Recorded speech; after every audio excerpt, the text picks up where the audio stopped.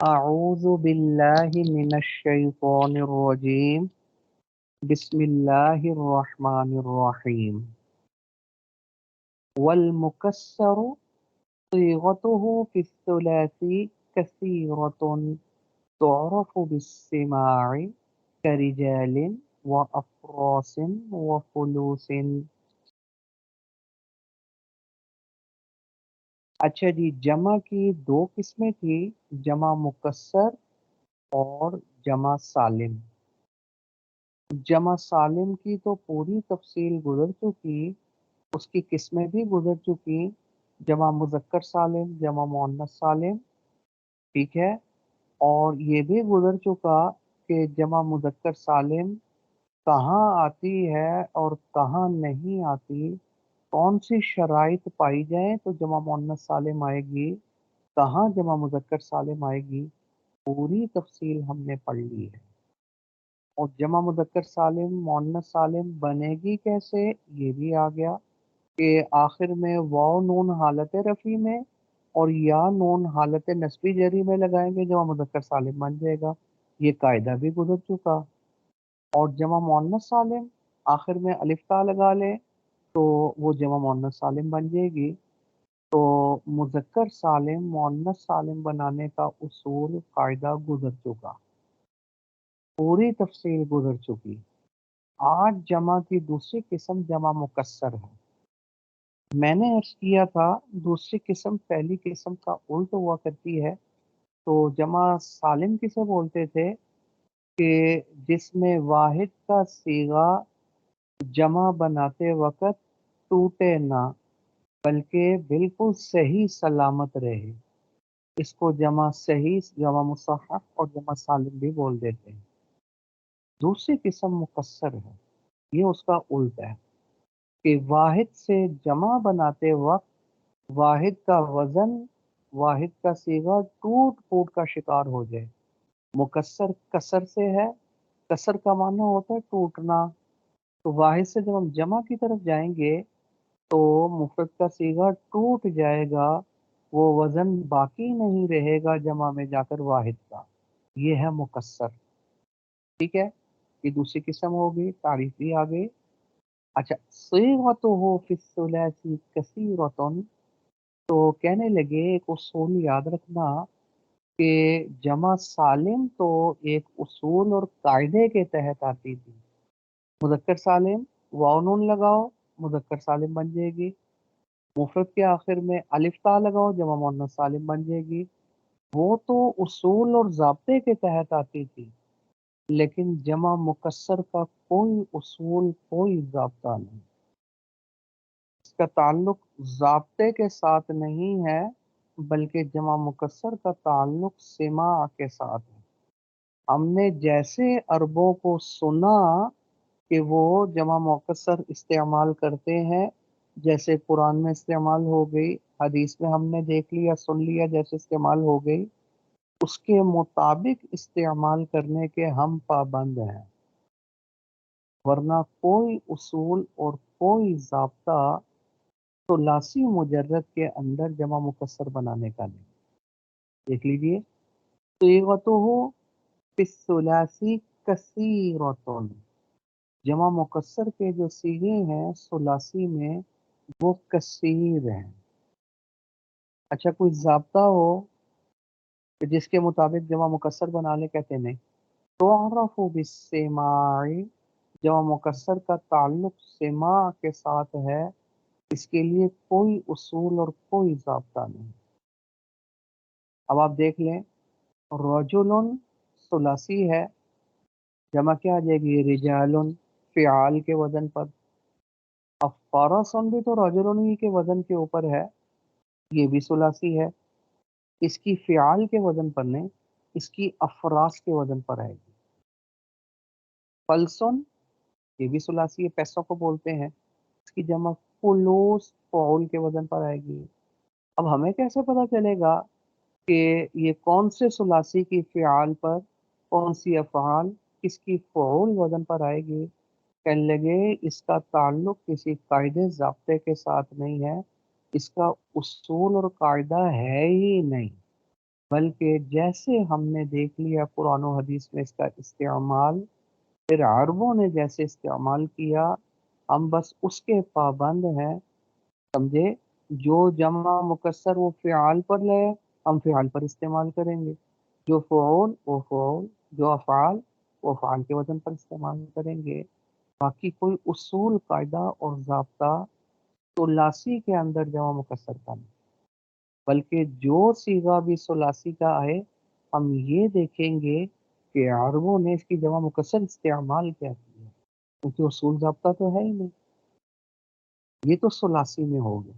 وفی غیر الثلاثی، ہاں غیر ثلاثی میں، یعنی ثلاثی کے علاوہ میں، اچھا جی، ثلاثی کے علاوہ جو جمع مکسر آتی ہے اس کا اصول اور ضابطہ موجود ہے، وہ سماعی نہیں ہے، وہ قیاسی ہے اور قاعدے اور ضابطے کے مطابق ہے۔ مثال وفی غیر الثلاثی علی وزن فعال، کس وزن پر آئے گی غیر ثلاثی میں؟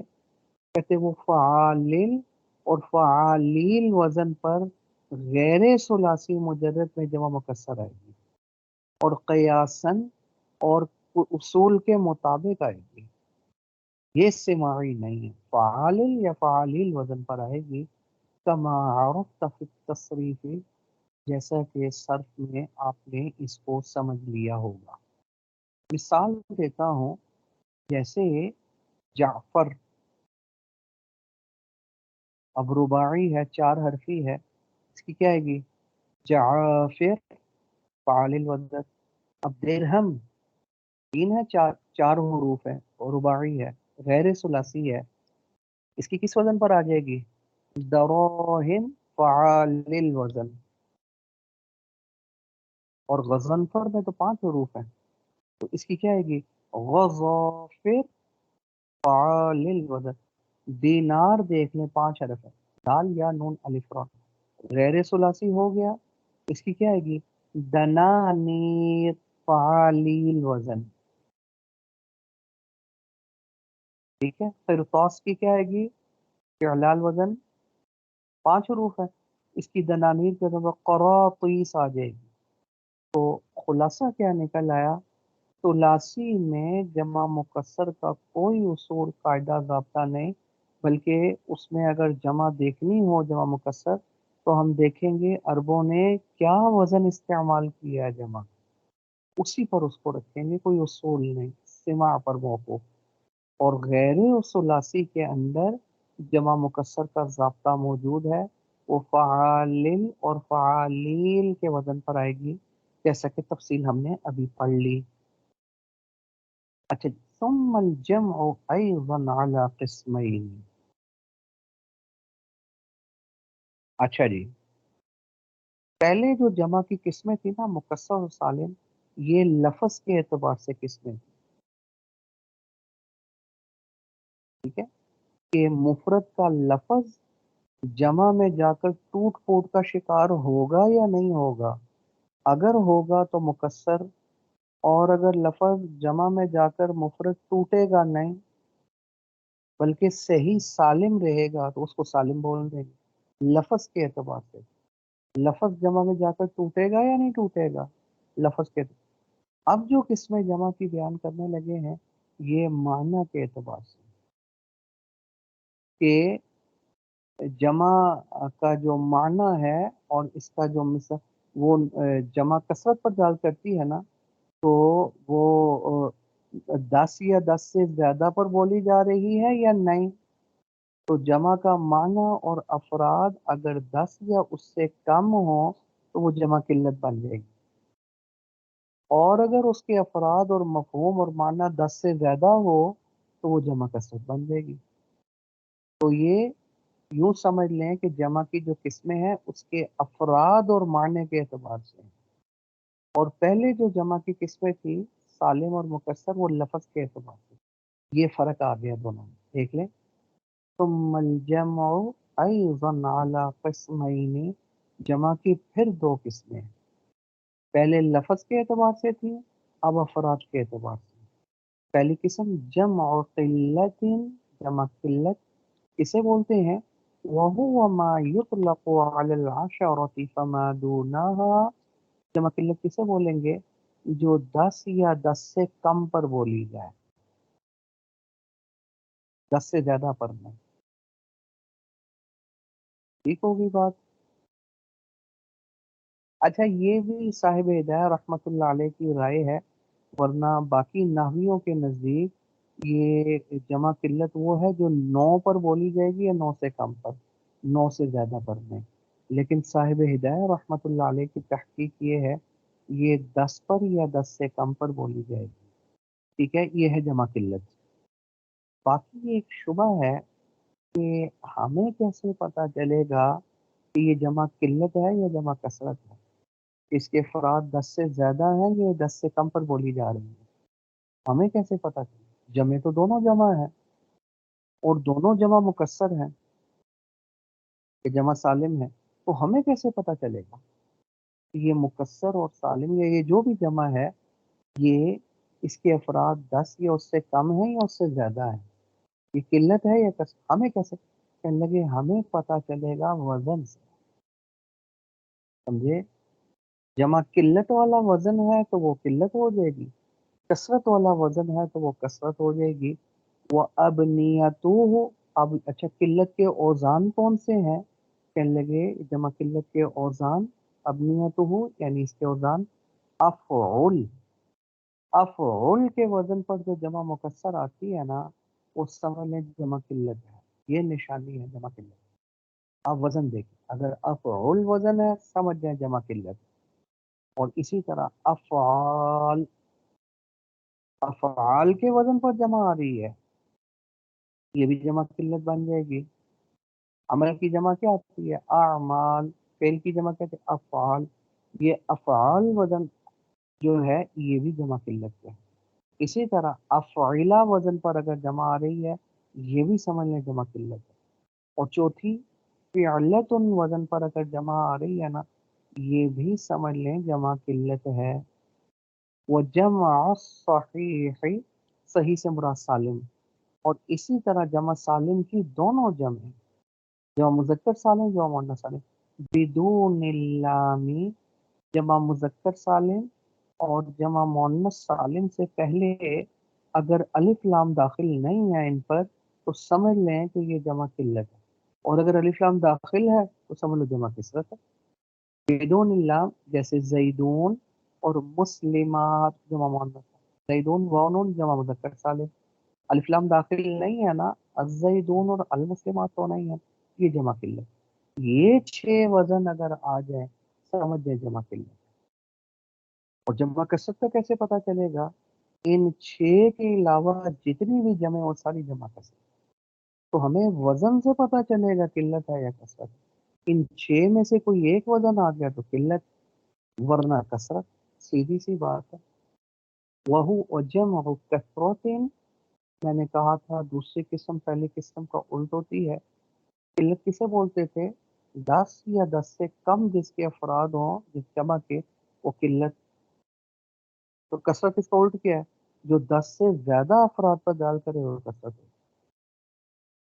وَهُوَ مَا يُطْلَقُ عَلَى مَا فَوْقَ الْعَشَرَةِ، جو 10 جس کے افراد 10 سے اوپر ہوں، جس کا اطلاق 10 سے اوپر افراد پر ہو رہا ہو، کیا جا رہا ہو، وہ جمع کثرت بن جائے گی۔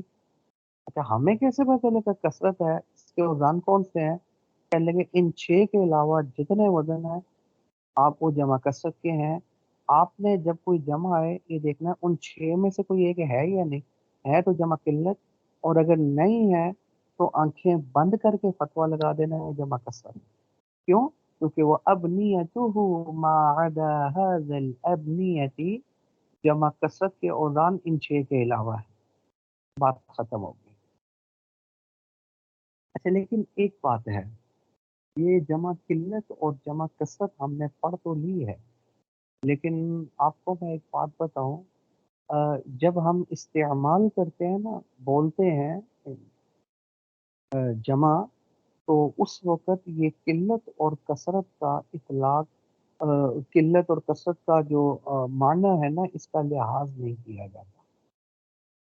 کثرت मजाजी तौर पर जमा किल्लत जमा कसरत के मौके पर इस्तेमाल हो जाती है और कसरत जमा किल्लत की जगह इस्तेमाल हो जाती है। यानी बहुत सारी जगह ऐसी हैं कि जहाँ वजन किल्लत का होता है लेकिन अफराद 10 से ज्यादा होते हैं, और कभी वजन जमा कसरत वाला होता है और अफराद उसके 10 से कम होते हैं। तो ये एक दूसरे की जगह पर भी इस्तेमाल होते रहते हैं और ऐसा कसीर है। लिहाजा ये परेशान नहीं होना कि हम तो पढ़ कर आए थे कि ये वजन आएगा तो 10 या उससे कम अफराद होंगे, यहाँ ज्यादा है। तो मजाजी तौर पर एक दूसरे के माने में इस्तेमाल होते रहते हैं और ऐसा जाए शायर यानी कसीर है। ठीक है।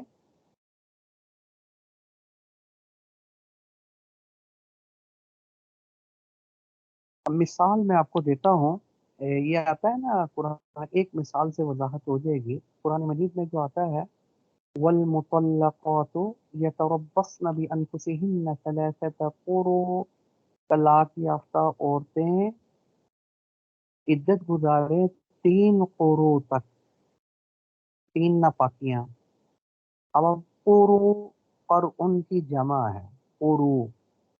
अब आप मुझे बताएं, जमा किल्लत के जो औज़ान हमने पढ़े हैं उसमें कोई फ़उल वजन है या क़ुरू वजन? फ़उल, अफ़उल ये भी है, क़ुरू फ़उल तो नहीं, अफ़आल, अफ़इला, फ़िअला और जमा मुज़क्कर जमा मुअन्नस सालिम। अब आप देखिए फ़उल वजन तो जमा किल्लत का नहीं है, तो जो इन 6 के अलावा था वो कसरत था। तो मालूम हुआ ये क़ुरू बरवज़्न फ़उल ये जमा कसरत है। हालांकि क़ुरू से मुराद क्या है? 3 है, तो 3 तो जमा किल्लत हो गई, क्योंकि किल्लत की तारीफ थी जो 10 या 10 से कम पर बोली जाए। तो वजन है ये जमा कसरत का और इस्तेमाल हो रहा है किल्लत के माने में। तो ये मैंने कहा कुरान मजीद भरा पड़ा हुआ है। अरबी के अंदर भी जब बोलचाल होती है ना तो मजाजी तौर पर एक दूसरे के माने में इस्तेमाल होते रहते हैं। ये कोई इतनी बड़ी बात नहीं है। समझ आ गई बात? बात खत्म। अच्छा जी, ये इसम की किस्में चल रही थी और इसम की किस्में अफराद के एतबार से मुफरत, तस्निया, जमा ये गुजर चुकी हैं। और एक बात आपको बताऊं, ये बात है, ये अरबी की एक खसूसियत है और अरबी ज़ुबान का एक एजाज़ है। पूरी दुनिया में सबसे फसीह और बलीग ज़ुबान अगर कोई है तो वो अरबी है। और अरबी के अंदर ये वाहिद ज़ुबान ऐसी है कि जिसमें एक के लिए अलग लफ्ज़ और दो के लिए तस्निया अलग और दो से ज़्यादा जमा के लिए लफ्ज़ अलग है। बाकी दुनिया की हर ज़ुबान में एक और एक से ज़्यादा जो है वो जमा है। उर्दू हो, इंग्लिश हो, फ़ारसी हो, पश्तो हो, जो भी ज़ुबान हो, वाहिद और जमा है, दो भी जमा है। समझ आई? ये वाहिद ज़ुबान है अरबी, जिसमें वाहिद और जमा के दरमियान जो दो है वो जमा पर नहीं बोला जाता, उसके लिए अलग लफ्ज़ है तस्निया का। तो हमने वो तस्निया भी पढ़ लिया, वाहिद भी पढ़ लिया, जमा भी पढ़ लिया। तो ये तो वाहिद, तस्निया, जमा इसम की किस्में ख़त्म हो गई। आगे एक नई तकसीम शुरू हो गई है इसम की। ये भी इसम ही की बहस और इसम ही की किस्में हैं, लेकिन ये उस इसम की किस्में हैं जो फेल के मुशाबे है। किस चीज़ में मुशाबे है फेल के? अमल के एतबार से। जैसे फेल आमिल होता है ना, ये इसम भी आमिल है। नहीं समझ में आई? तो आमिल होने के एतबार से फेल के मुशाबे है ये इसम। तो जो इसम फेल के मुशाबे है, अब उसकी किस्में शुरू करें, यानी जो आमिल बनता है। उनमें सबसे पहली किस्म है अल-मस्दर। फसलुन, नई फसल आना। फसल का लुग़वी माना होता है काटना। माना पहली भैंस कट गई, अब नई बैच शुरू हो गई। अब वो इसम है इसम ही, लेकिन जो फेल के मुशाबे। किस चीज में? आमिल होने के तरफ। जैसे फेल आमिल, ऐसे ये इसम आमिल। तो वो इसम جو مشابہ ہے فعل کے ساتھ اس کی پہلی قسم مصدر، پھر اس کے بعد اس میں فاعل، وہ بھی عامل بنتا ہے، اس کا بھی فاعل آتا ہے، مفعول بھی آتا ہے، مصدر بھی عامل بنتا ہے، اپنے فعل کو رفع دے گا، مفعول بھی کو نصب دے دے گا جیسے فعل دیتا ہے، اس میں فاعل، اس میں مفعول، صفت مشبہ، اس میں تفضیل وغیرہ وغیرہ، یہ سارے عامل بنتے ہیں، اپنے فاعل کو رفع دیں گے اور مفعول بھی کو نصب دے دیں گے جیسے فعل کرتا تھا۔ سب سے پہلے ذکر کیا مصدر کو، وجہ کیا ہے؟ کیونکہ مصدر اشتقاق کے اندر اصل ہے، باقی جتنے صیغے ہیں وہ سارے مصدر سے بنتے ہیں، اس میں فاعل، اس میں مفعول، بلکہ فعل، صفت مشبہ، یہ جتنے بھی صیغے ہیں سارے کے سارے جو ہے نا وہ مصدر سے بنتے ہیں۔ مصدر اگر آپ دیکھیں نا، یہ عربی کی خصوصیت ہے کہ عربی کے اندر بلا وجہ نام نہیں رکھا جاتا، باقی زبانوں میں رکھا جاتا ہے، عربی کے اندر نہیں، عربی کے اندر کوئی نہ کوئی وجہ ضرور ہوگی، وجہ تسمیہ ضرور ہوگی۔ اور دیکھیں نا اردو میں اب آپ روٹی کو روٹی کہتے ہیں، کوئی پوچھے روٹی کو روٹی کیوں کہتے ہیں؟ ٹھیک ہے، کہتے ہیں بس واضح نے رکھنے والے نے نام رکھ دیا روٹی، روٹی روٹی، ٹوپی ٹوپی کیوں رکھنے والے نے رکھ دیا، عربی میں یہ، عربی میں کوئی نہ کوئی وجہ ہوگی۔ اب اس کا نام مصدر ہے، مصدر اگر آپ دیکھیں نا یہ اس میں ظرف کا صیغہ ہے، مفعول وزن آپ نے پڑھ لیا صرف میں، کیا معنی؟ نکلنے کی جگہ، یہ معنی ہو، ظرف ہے نا، نکلنے کی جگہ، تو مصدر کیا معنی؟ جو صیغہ نکلنے کی جگہ ہے، یہیں سے سارے صیغے نکلتے ہیں، اس کا نام مصدر اسی وجہ سے رکھا ہے۔ فعل، پہلے ماضی کس سے نکلے گا؟ مصدر سے، ضربن سے ضربہ بنا، ضربہ سے یضربو بنا، یضربو سے آپ نے پڑھ لیا اس میں فاعل بنا، اور مضارع سے ہی آپ نے پڑھ لیا اس میں مفعول بنا، پھر مضارع سے ہی آپ نے پڑھ لیا اس میں تفضیل بنا، مبالغہ، سارے صیغے اسی سے بن، تو مضارع سے جب اس میں فاعل وغیرہ بن تو مضارع بنا ماضی سے، ماضی بنا مصدر سے، گویا سارے صیغوں کی اصل مصدر ہو، یہ نکلنے کی جگہ ہے، تو پھر اصل تو مصدر ہی ہوا نا، تو جب یہ اصل ہے تو پھر اسی سے شروع کیا، کیونکہ یہ اصل، یہ سارے صیغوں کے نکلنے کی جگہ ہے، یہ وجہ تو یہ عربی کی خصوصیت ہے۔ میں نے آپ کو بتایا ہمارے دادا جی علیہ رحمت، میں جب پڑھتا تھا سپنا ورت نے جو مثال دی تھی وہ یہ تھی، انہوں نے کہا جیسے عربی کی کوئی نہ کوئی وجہ، عربی کی خصوصیت یہ بھی ہے جہاں جیم اور دو نون آ جائیں گے نا اس میں چھپنے والا معنی ہو، جن نظر آ رہا ہے چھپا ہوا ہے، چھپا ہوا ہے، جنون یہ بھی عقل کو ڈھانک لیتا ہے، عقل کو چھپا لیتا ہے، جیم دو نون آگے پھر چھپنے والا معنی، جنہ ڈھال کو بولتے ہیں، تیروں کی جب بارش ہو رہی ہوتی ہے نا تو بندہ بچاؤ کے لیے ڈھال وہ ڈھال بھی بندے کو چھپا لیتی ہے، جیم دو نون چھپنے والا، جنین وہ بچہ جو ماں کے پیٹ میں ہو وہ بھی چھپا ہوا ہوتا ہے، جیم دونوں جہاں آئیں گے چھپنے والا، جہاں آئیں گے، ایسے بیسیوں الفاظ ہیں، یہ خصوصیت صرف عربی میں دنیا کی کسی زبان، اسی لیے سب سے فصیح اور بلیغ زبان یہ ہے، اسی لیے اسی میں قرآن مجید نازل ہے، اسی لیے حضور صلی اللہ علیہ وسلم ادھر بھیجے۔ خیر، یہ مصدر آ گیا، یہ بھی فعل کی طرح عامل ہے، فاعل کو رفع دے گا، مفعول بھی کو نصب دے دے گا، اسے بولتے ہیں مصدر، تعریف کی ہے، ہوا اسم یدل علی الحدث فقط، اسے بولتے ہیں مصدر، مصدر بولتے ہیں کہ جس میں صرف حدث والا معنی پایا گیا، سمجھ آ رہی ہے نہیں؟ کسی کرنے والا معنی، کسی چیز کا پیدا ہونا، ضربن مارنا، کھانا پینا، یہ حدوث ہے، نہیں سمجھ، کسی چیز کے پیدا ہونے والا معنی، ضربن معنی مار پیدا ہوئی، اکلون معنی کھانا پینا، پینا پیدا ہوا، سونا جاگنا، یہ سب حدث ہے، جو صرف حدث پر دلالت کرے وہ ہے مصدر، صرف حدث پر کیا معنی؟ جس میں فعل والا معنی کرنے والا معنی ہوگا لیکن فاعل کی طرف نسبت بھی نہیں ہوگی، کوئی زمانہ بھی نہیں ہوگا، صرف حدث والا معنی، فعل والا معنی، وہ بن جائے گا مصدر۔ وَيُشْتَقُّ مِنْهُ الْأَفْعَالُ، مصدر کو مصدر کیوں کہتے ہیں؟ کیونکہ مصدر معنی نکلنے کی جگہ، جائے صدور، نکلنے کی جگہ، تو سارے کے سارے افعال وَيُشْتَقُّ مِنْهُ اس مصدر ہی سے مشتق ہوتے ہیں یعنی نکلتے ہیں، کالضرب والنصر، جیسے ضرب، نصر مصدر ہے، ضربا، نصر، یضرب، یہ لوگ سارے اسی سے بنے ہیں، اور باقی اس میں فاعل وغیرہ وہ فعل سے بنا، فعل مصدر سے بنا، گویا سب کی اصل جو ہے مصدر بنا، جب یہ اصل ہے اسی سے شروع کیا۔ اچھا جی، اب یہ جو مصدر ہے یہ کس وزن پر آئے گا، اس کے لیے کیا اصول؟ کہنے لگے یاد رکھیے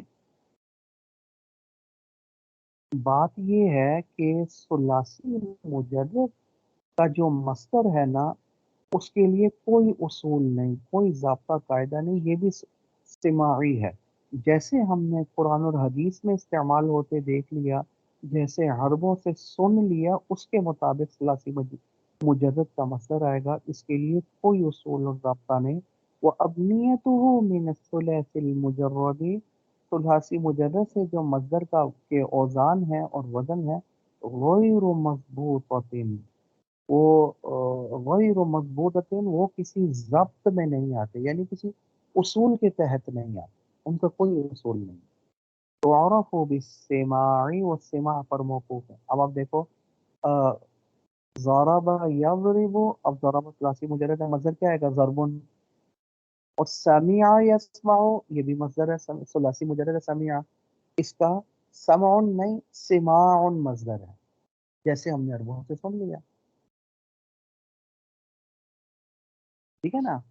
تو یہ جو ہے وہ سماع پر موقوف ہے، اس کے لیے ثلاثی مجرد کے مصدر کے لیے کوئی وزن نہیں ہے۔ ہاں ثلاثی مجرد کے علاوہ جتنے بھی مصدر ہیں وہ سب اصول اور ضابطے کے مطابق ہیں۔ وَمِنْ غَيْرِهِ، ثلاثی مجرد کے علاوہ جو مصدر ہے وہ سماعی نہیں، وہ قیاسیت، وہ ایک اصول اور ضابطے کے مطابق ہے، قیاس کے مطابق ہے۔ جیسے کل افعال، جیسے اکرم یکرموں کا کیا آ جائے گا؟ افعال، اذهب یذهب اذهاب، سمجھ آ رہی ہے نہیں آ رہی؟ یہ افعال یہ قاعدے کے مطابق ضابطے کے مطابق ہے، جو ماضی بھی افعال کے وزن پر آئے گی اس کا مصدر افعال ہی آئے گا، یہ اصول اور ضابطہ ہے، اور جو ماضی انفعال کے وزن پر ہے اس کا مصدر جو ہے انفعال آ جائے گا، انصرف، انصراف، انفعال، سمجھ آ رہی ہے نہیں آ رہی؟ اور استفعال جو ماضی استفعال کے وزن پر آئے گی اس کا اس ہر ماضی کا وزن استفعال کے وزن پر آئے گی اصول اور ضابطے کے مطابق۔ یہ ہو نہیں سکتا کہ ماضی کا وزن استفعالہ ہو اور مصدر اس کا استفعال کے وزن پر نہ ہو، اور رباعی مجرد کا فعللہ اور رباعی مزید فی کا ہر رباعی مزید کا تفاعل کے وزن پر آئے گا۔ تو ثلاثی مجرد کے علاوہ ثلاثی مزید فی ہو، رباعی مجرد ہو، رباعی مزید فی ہو، سب میں آپ نے پڑھ لیا ہے، یہ سب اصول اور ضابطے کے مطابق مصدر آئیں گے۔ ہاں ثلاثی مجرد اصول کے مطابق نہیں آئے گا، وہ جیسے ہم نے قرآن و حدیث میں استعمال دیکھ لیا اور عربوں سے سن لیا اس کے مطابق وہ سماعی ہیں، وہ ضابطے کے مطابق۔ بات ختم ہو گئی؟ اچھا جی، ابھی ہم نے کہا تھا کہ یہ مصدر فعل کے مشابہ ہے، اس کی جو مشابہ ہے عامل ہونے میں، تو کیا عمل کرتا ہے؟ پل مصدر سے ہی اس کا عمل ذکر کر، کیا عمل کرے گا؟ نحو پڑھ رہے ہیں نا، نحو تو بحث ہی عمل سے کرتی ہے، سمجھ میں آ رہی ہے نہیں؟ کہاں زبر آنی ہے، کہاں زیر آنی ہے، کہاں پیش آنی ہے، نحو کے اندر ہوتا ہی ہے۔ تو مصدر کیا عمل کرتا ہے؟ کس کو پیش دیتا ہے، کس کو زبر؟ اب اس کا عمل بیان کریں جو نحو کا اصل مقصود ہے۔ فالمصدر، کہنے کے مصدر علم یکن مفعولا مطلقا، اگر مفعول مطلق نہ ہو، کیونکہ مفعول مطلق بھی مصدر ہی ہوتا ہے، آپ نے پڑھ لیا ضربت ضربا شدید، ضربن مصدر لیکن مفعول مطلق ہے۔ مصدر اگر مفعول مطلق نہ ہو تو یعمل و عمل فعلی اپنے فعل والا عمل کرے، اور اگر مفعول مطلق ہو اس کی تفصیل آگے آ رہی ہے۔ فعل والا عمل کیا کرے گا؟ یعنی اس مصدر کا فعل اگر متعدی ہے، فاعل کو رفع مفعول بھی کو نصب دیتا ہے، تو مصدر بھی یہی کرے گا، اپنے فعل کو رفع اور فاعل کو نصب مفعول کو نصب دے دے گا۔ اور اگر اس کا فعل لازمی ہے تو لازمی کا تو مفعول بھی آتا نہیں، وہ تو صرف فاعل کو رفع دے گا، تو اس فعل لازمی کا جو مصدر ہے وہ بھی صرف فاعل کو رفع دے گا، مفعول بھی کو نصب نہیں دے گا، کیونکہ اس کا بھی مفعول بھی نہیں ہے۔ دیکھو، مصدر اگر مفعول مطلق نہیں ہے تو اصول اور ضابطہ کیا ہے؟ یعمل و عمل فعلی اپنے فعل والا عمل۔ کیا معنی؟ آنی انن میری مراد یہ ہے، یرفع الفاعل یہ مصدر صرف فاعل کو رفع دے گا، ان کا نہ لازمن اگر لازمی ہے، فعل اس کا لازم ہے نا، تو مصدر بھی لازم ہے، صرف فاعل کو رفع دے گا، مفعول بھی آئے گا ہی نہیں تو نصب کیسے دے گا مفعول بھی کو؟ جیسے اعجبنی قیام زیدن، اب زیدن پہ کیوں پیش پڑی؟ وہ فاعل ہے کس کا؟ قیامن کا، سمجھ آ رہی ہے نہیں آ رہی؟ اور قیامن کیا ہے؟ مصدر، یہ مصدر کا فاعل، اور قام یقوم قیام یہ جو مصدر ہے اس کا فعل تو لازمی ہے، قام زیدن بات پوری ہوگی، زید کھڑا ہو گیا، مفعول بھی کی ضرورت ہی نہیں ہے، اس کے بغیر بھی فعل کا معنی پورا ہو گیا ہے۔ تو جب وہ فعل لازمی ہے تو مصدر بھی لازمی ہے، اس کا مفعول بھی ہی نہیں آئے گا، قیام زیدن بات ختم ہو گئی۔ مجھے تعجب میں ڈالنا زید کے کھڑے ہونے میں، اب زید کا تعلق قیام کے ساتھ ہے، عجبہ فعل کے ساتھ نہیں ہے۔ یہ نہ کہنا کہ عجبہ فعل عامل ہے اس کے اندر زید، نہ نہ نہ، مانا کہ زید کے کھڑے ہونے میں تعجب، اس کا تعلق کھڑے ہونے کے ساتھ، تو کھڑا ہونا تو مصدر تھا، یہ کھڑے قیام کا فاعل بنے گا، عجبہ کا نہیں، تو کس کا ماننے کے اعتبار سے اس کے ساتھ کوئی تعلق ہی نہیں۔ زید کے کھڑے ہونے میں، زید کا تعلق کھڑے ہونے کے ساتھ ہے، تعجب کے ساتھ ہے، تو مصدر کا یہ کیا بن جائے گا؟ فاعل، کہنا ٹھیک ہو۔ وَيَنْصِبُ مَفْعُولًا بِهِ أَيْضًا، اسی طرح مصدر مفعول بھی کو بھی نصب دے گا، کب؟ ان کا نہ متعدین اگر یہ متعدی ہو۔ ہمیں کیسے پتہ چلے گا مصدر متعدی ہے؟ اس کے فعل کو دیکھ لیں، فعل اگر متعدی ہے تو مصدر بھی متعدی ہوگا، جیسے اعجبنی ضرب زید عمرا،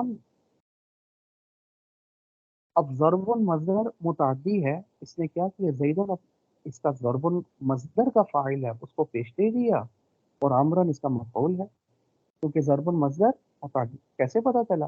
کیونکہ اس کا فعل متعدی ہے۔ وہ کیسے؟ ضرب زید عمرا، زید نے مارا عمر کو، فاعل مفعول دونوں کی ضرورت پڑے گی۔ ضرب زید بات پوری نہیں ہوئی، زید نے مارا، یہ کس کو مارا؟ خالی زید ہوا میں ہاتھ لاتا رہیں گے تو ہم نہیں کہیں گے زید نے مارا، یہ کس کو مارا؟ جب تک مفعول نہیں آتا، اس کو تھپڑ لگتا نہیں ہے تو مار والا معنی بنتا ہی نہیں ہے، یہ متعدی ہو، مفعول کے بغیر فعل پورا نہیں۔ جب فعل متعدی تو اس کا مصدر بھی متعدی ہے، تو پھر متعدی ہے تو مفعول بھی کو نصب بھی دے گا۔ مجھے تعجب میں ڈالا کس چیز نے؟ زید کے مارنے نے عامر کو، اب یہ عامر مفعول، اس نے مار کھائی ہے، زید نے مارا تو فاعل بن جائے گا، فاعل تو پیش، کس کا فاعل؟ مصدر کا، کہنا ٹھیک ہو گیا، مصدر بھی عامل بنتا ہے، فاعل کو رفع مفعول بھی کو نصب دے گا اگر متعدی ہے۔ باقی ہم نے یہ بات کہی ہے کہ اب ان اسما کو ذکر کیا جو فعل کے مشابہ ہیں، کس چیز میں مشابہ ہیں؟ عامل ہونے میں، جیسے مصدر عامل فاعل کو رفع، جیسے فعل عامل ہوتا ہے فاعل کو رفع مفعول بھی کو نصب، ایسے ہی مصدر بھی عامل فاعل کو رفع مفعول بھی کو نصب، فعل کے مشابہ ہیں یا نہیں؟ تو کہنے لگے کہ یہ مصدر مشابہ تو ہے فعل کے، لیکن فعل نہیں ہے،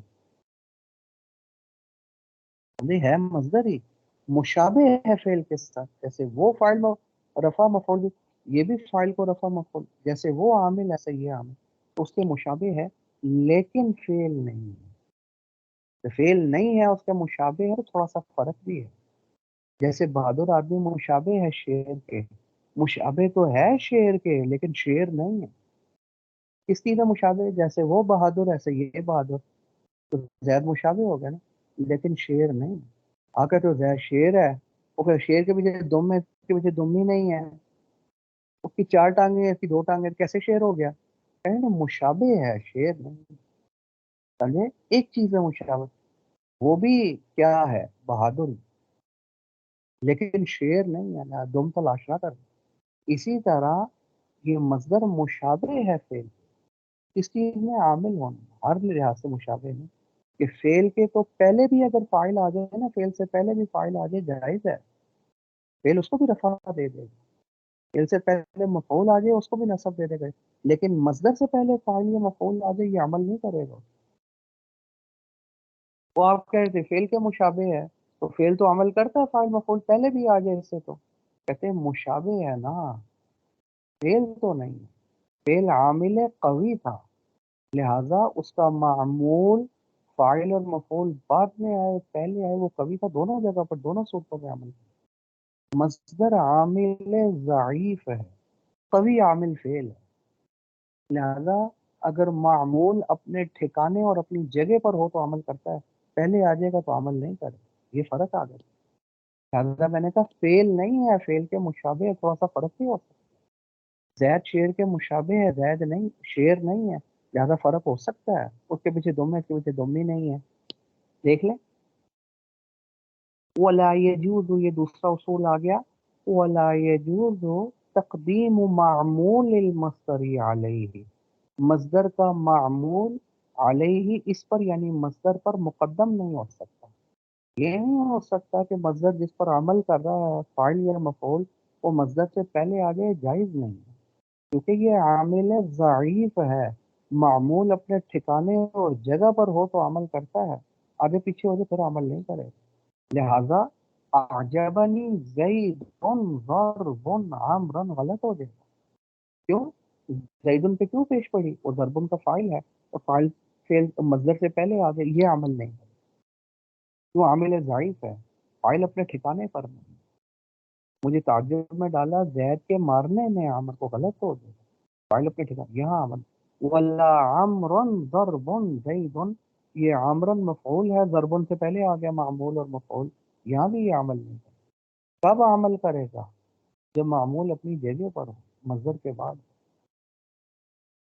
یہ بھی اصول گزر گیا. ایک اور اصول، وَيَجُوزُ إِضَافَتُهُ إِلَى الْفَاعِلِ، اور جائز ہے مصدر کو مضاف کریں فاعل کی طرف اور فاعل کے نیچے زیریں دے دیں، یہ بھی ہو سکتا ہے. ابھی ہم نے پڑھا نا ضربن زیدن، یہاں تو ہم نے فاعل کے اوپر پیش پڑھی، لیکن اسی مصدر کو مضاف کر کے ضرب و زیدن پڑھ لیں، یہ بھی جائز ہے. زیادہ بہتر تو یہی ہے ضربن زیدن پڑھنا، لیکن جائز وہ بھی ہے، اس کو بھی غلط نہیں کہہ سکتے. کیوں؟ کیونکہ بے شمار مثالیں قرآن مجید میں بھری پڑی ہیں. مصدر ہے اور اس نے بجائے فاعل کو رفع دینے کے وہ فاعل کی طرح مضاف ہو کر اس کو زیر دے رہا. معنوی اعتبار سے تو وہ فاعل ہی ہے، لیکن لفظوں کے اعتبار سے مضاف ہونے کی وجہ سے مجرور ہے. کیسے؟ وَلَوْلَا دَفْعُ اللَّهِ النَّاسَ بَعْضَهُمْ بِبَعْضٍ، قرآن مجید کی آیت ہے. دفع کیا ہے؟ دور کرنا، مصدر، اللہ فاعل تھا، اللہ دفع نہ کرتا، یہ فاعل والا معنی ہے. ٹھیک ہے، تو اللہ کا دفع کرنا نہ ہوتا، لوگ سمجھے تو تھا وہ فاعل، لیکن مصدر کی تنوین گرا کر اس کو مضاف کر دیا فاعل کی طرف، تو زیر آ گئی. وَلَوْلَا دَفْعُ اللَّهِ النَّاسَ بَعْضَهُمْ بِبَعْضٍ، اگر اللہ تعالیٰ کا دور کرنا مصدر ہو گیا نا، دفع کا معنی، بعض لوگوں کو بعض لوگوں کے ذریعے دور کرنا اور دفع کرنا نہ ہوتا، یعنی جہاد نہ ہوتا جس کے ذریعے اللہ تعالیٰ کافروں کو مسلمانوں سے دفع کر دیتے ہیں، دور کر دیتے ہیں، اگر یہ جہاد نہ ہوتا لفسدت الارض، پوری زمین میں فساد پھیل جاتا، تباہی مچا دیتے کفار. وَلَكِنَّ اللَّهَ ذُو فضل، لیکن اللہ تعالیٰ تو بڑے فضل والے ہیں جہاد والوں پر، اسی لیے جہاد اسی لیے کفار کو جہاد کے ذریعے دفع فرماتے رہے، دور فرماتے رہے. اور اسی لیے قیامت تک کے لیے اس کو باقی رکھا، تاکہ وہ مسلمانوں پر غالب آ کر ان کے اوپر کیا نہ کریں، وہ فساد نہ پھیلائیں۔ یہ اب اس مثال میں آپ نے دیکھ لیا دفع اللہ، دفع مصدر تھا، فاعل کو بجائے رفع دینے کے مضافلے بنا کر زیر دے دی، معنی فاعل والا ہی ہے لیکن لفظوں کے اعتبار سے مضافلے، یہ میں نے آپ کو ایک مثال دے دی، ٹھیک ہوگی بات؟ اچھا جی،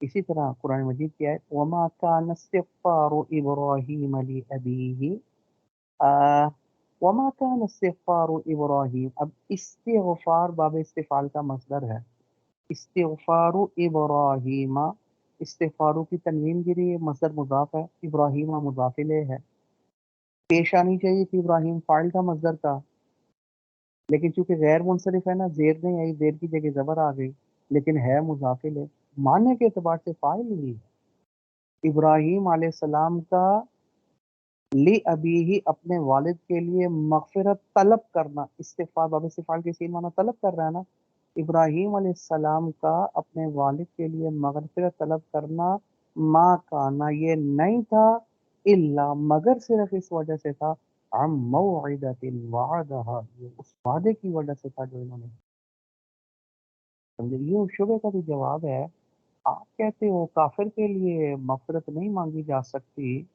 اس کے لیے ہم مغفرت کی دعا نہیں کر سکتے، تو ابراہیم علیہ السلام نے اپنے والد کے لیے مغفرت کی دعا مانگی تھی، یہی اشکال کیا تھا کفار نے، سمجھے تھے تو مغفرت کی دعا مانگی تھی انہوں نے اپنے والد کے لیے، اور والد ان کا پکی بات ہے کافر تھا، اس کا جواب اللہ نے، وہ چونکہ انہوں نے ایک وعدہ کیا ہوا تھا تو ان کا وعدہ خلافی نہ ہو جائے، وہ اس مجبوری کی وجہ سے مانگی تھی، ورنہ کافر تو ہمیشہ ہمیشہ کے لیے اللہ کا وعدہ ہے اور اللہ نے فرما دیا ہے کہ وہ جہنم سے باہر نہیں نکلے ہمیشہ کے لیے، تو مغفرت کی دعا کا کیا معنی ہو؟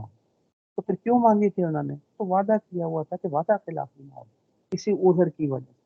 اب اس میں استغفار ابراہیم، اب آپ دیکھ لیں، استغفار مصدر مضاف، معنوی اعتبار سے فاعل، لفظوں کے، تو یہ قرآن مجید بھرا پڑا ہوا ہے، مصدر کو مضاف بھی کیا ہے، چلیں خیر، یہ بات بھی گزر چکی، مصدر کو مضاف بھی کر سکتے ہیں فاعل کی طرف، اس کیس میں فاعل مضاف الیہ ہونے کی وجہ سے لفظوں میں مجرور ہو جائے گا، معنی اگرچہ ہم فاعل والا ہی کریں گے۔ انہوں نے کیا مثال دی؟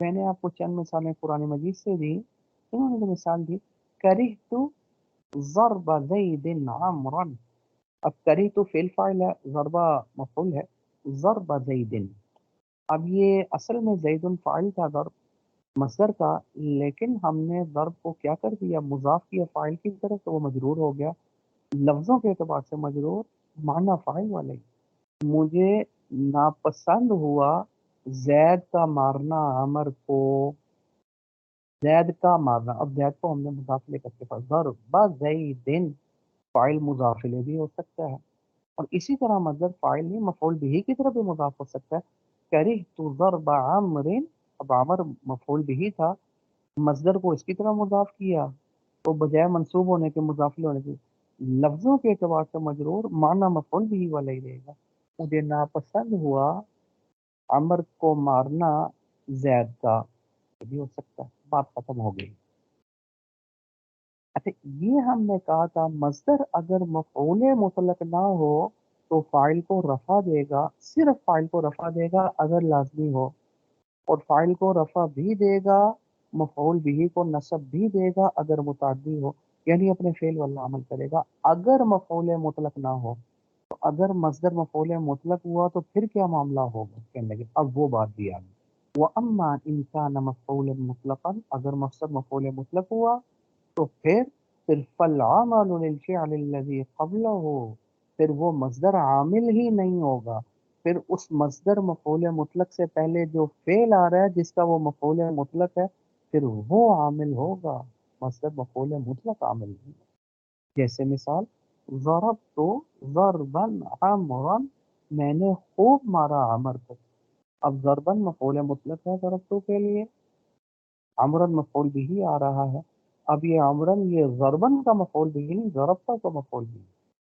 अब मफऊल मुतलक अगर मसदर मफऊल मुतलक की शक्ल में आ जाए फिर ये आमिल ही नहीं होगा। क्यों? क्योंकि जब ये मफऊल मुतलक बन गया तो किसी फेल का बनेगा। तो फेल अभी हमने जिक्र किया आमिल कवी है, मसदर आमिल ज़ाइफ है। तो जब फेल मौजूद है और वो आमिल बन सकता है तो फिर कवी को आमिल बनाना बेहतर है बनिस्बत ज़ईफ को आमिल बनाने के। फिर मस्तर मफूल मुतलक आमिल नहीं होगा, बल्कि उससे पहले जो फेल आमिल कवी है वो आमिल होगा। फिर अमल की निस्बत कवी की तरफ करेंगे, ज़ईफ की तरफ नहीं। फ़अमरुन मंसूबुन बिज़रबतु, अमरन मफऊल मंसूब ज़रबतु की वजह से है, ज़रबुन की वजह से नहीं। फेल आमिल होगा, मस्दर नहीं। आगे नई बहस आ गई इसमें फाइल की। उम्मीद है कि समझ में सबक आ गया होगा। अगर कोई चीज रह गई है तो मेरे से पूछ लिया जाए। जी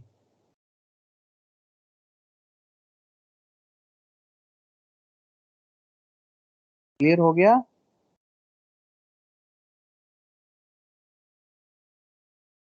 ये सर जी। कोई चीज पूछनी तो नहीं है समझ में? नहीं अभी दोबारा देखेंगे एक दफा तो। चल इसको खूब अच्छे तरीके से देख लीजिए, ठीक है जी। हाज़ा हुवल मराद, अल्लाहु